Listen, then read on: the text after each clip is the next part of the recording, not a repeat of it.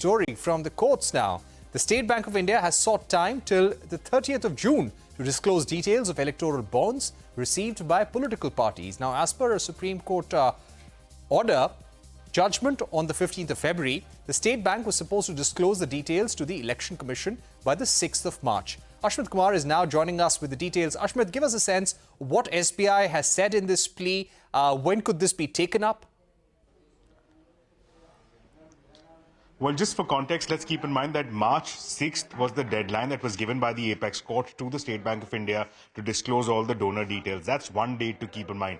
The other is that the elections are expected somewhere between April and May. And then finally comes the third key date to watch out for, which is the extension that has been sought by SBI. SBI is saying that I need time till June 30th. So just take a moment there to process these 3 dates. Once that's done, let's look at the explanation that the SBI has given as to why it is seeking an extension. Number one, the SBI says that this information that has been recorded, number one, the first explanation is there is no central location for storage of the data where the information can simply be collected from. That's something to bear in mind. Second, what the SBI says is that this donor detail which is currently stored is stored in 2 separate silos. One is the details of the donor, the way it is recorded in one silo, and that the donor and the details of the recipient party is recorded in a separate silo. Here, SBI says that the information needs to be taken out of both these individual silos from individual branches wherever the bonds were bought and sold. And importantly, there is a need for matching this data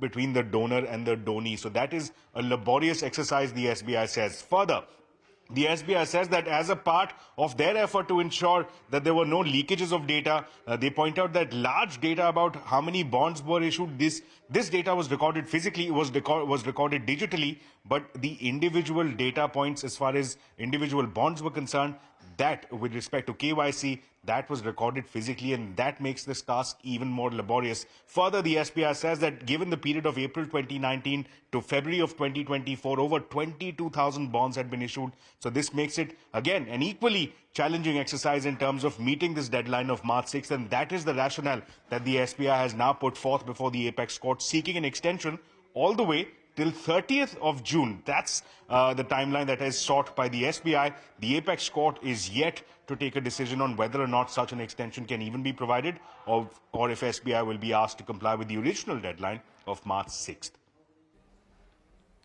All right. Thank you very much, Ashmit, for joining us. That indeed is an important story. So it's possible that this case may be heard by the Supreme Court on the 6th of March. Let's